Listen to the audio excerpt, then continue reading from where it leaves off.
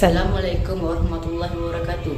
Saya Muhammad Akil Aizan bin Abdullah, Ketua Pengawal Pusat Sumber SK Felda Bukit Putih. Ini saya akan melaporkan program motivasi pemimpin muda di sekolah saya. Ceramah jemputan kami ialah Puan Robiatul Adawiyah binti Ibrahim. Beliau merupakan guru bimbingan dan kaunseling sepenuh masa. Beliau juga kaunselor berdaftar. Jom kita saksikan program kita pada hari ini. Okey, motivasi dan kecerdasan pemimpin muda pada hari ini. Pangkalan cerdas, hati yang terang. Bangun.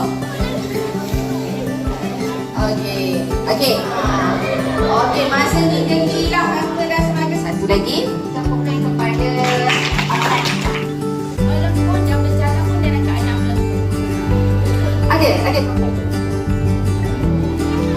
Okey. Satu tepuk. Okey. Jelas tak komunikasi saya?